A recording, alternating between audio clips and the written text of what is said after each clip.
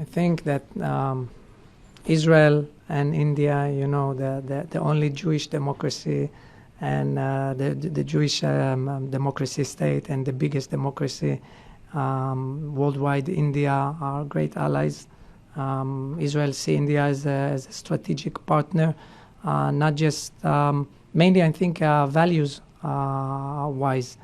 The threat, it's not a secret that Israel share many times the past intelligence and information with India, and will do that in the future also for any kind of threat that will be on India. And we are sharing in so many different areas, so many things together. Israel की खुफिया agency Mossad के पूर्व agent ने भारत को लेकर एक बड़ा खुलासा किया। मोसाद के पूर्व एजेंट सागे वसुलिन ने भारत को इजराइल का रणनीतिक साझेदार बताते हुए कहा कि दोनों देश सिर्फ सुरक्षा ही नहीं बल्कि मूल्यों के स्तर पर भी एक दूसरे के बेहद करीबी सहयोगी हैं। उन्होंने कहा कि इजराइल पहले भी कई बार भारत के साथ अहम खुफिया जानकारियां साझा करता रहा है और भविष्य में भी भारत पर किसी भी खतरे को लेकर सहयोग जारी रहेगा। यानी कि समय समय पर मोसाद भारत की खुफिया एजेंसियों को अहम जानकारियां देता रहता है। मोसाद के पूर्व एजेंट ने कहा कि भारत दुनिया का सबसे बड़ा लोकतंत्र है और इजराइल उसे एक मजबूत और भरोसेमंद सहयोगी के तौर पर देखता है और उनके मुताबिक दोनों देश आतंकवाद और कट्टरपन जैसी चुनौतियों का मिलकर सामना कर रहे हैं।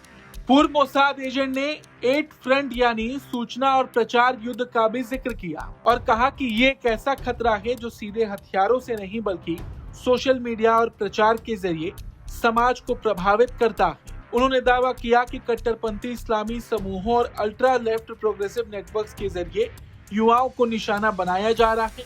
ये खतरा अमेरिका, यूरोप, भारत और इजराइल हर जगह दिखाई दे रहा है। उन्होंने कहा कि भारत और इजराइल को इस मोर्चे पर मिलकर काम करने की जरूरत है क्योंकि ये पारंपरिक युद्ध से कहीं ज्यादा जटिल है। सागी वैसुलिन ने सुझाव दिया कि इस तरह के प्रोपेगेंडा और सूचना युद्ध से निपटने के लिए एक वैश्विक संगठन बनाया जाना चाहिए, जिसकी शुरुआत इजराइल से हो सकती है और जिसमें बड़े देशों को साथ आना चाहिए।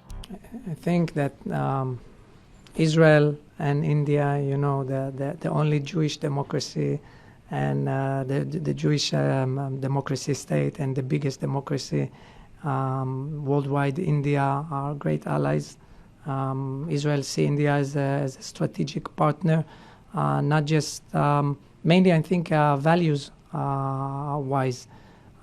The threat, it's not a secret that Israel share many times the past intelligence and information with India, and will do that in the future also for any kind of threat that will be on India. And we are sharing in so many different areas, so many things together.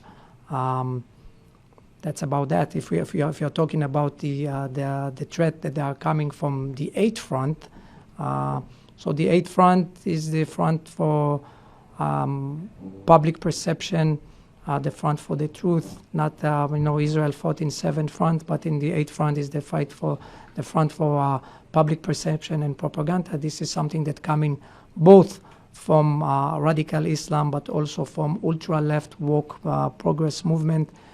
We see that in America, we see that in Europe, we see that in India, we see that also in Israel. We need to approach this kind of a threat. It is not physical and not kinetic, but it's much more complicated and coming through social media, focusing on the young generation is something that we need to join forces also on that to win also in this front. इस दौरान उन्होंने 7 अक्टूबर को Israel पर हुए हमले को लेकर भी बात की। उन्होंने माना कि ये एक बड़ी खुफिया विफलता थी, लेकिन ये जानकारी की कमी नहीं थी, बल्कि खतरे का सही आकलन न कर पाने की गलती थी। उनके मुताबिक इजराइल का ध्यान मुख्य रूप से ईरान और दूसरे मोर्चों पर था, जबकि गाजा और हमास से आने वाले खतरों को कम आका किया। यही वजह रही कि 7 अक्टूबर जैसी घटना हुई। कुल मिलाकर इजराइल की खुफिया एजेंसी मोसाद के पूर्व एजेंट ने बहुत से खुलासे किए, भारत को लेकर भी बड़ी जानकारी दी। उन्होंने बताया कि कैसे वक्त वक्त पर इजराइल भारत को खुफिया जानकारी देते आया है और भविष्य में भी भारत पर किसी भी खतरे को लेकर अपना सहयोग जारी रखेगा। Bureau report, Bharat.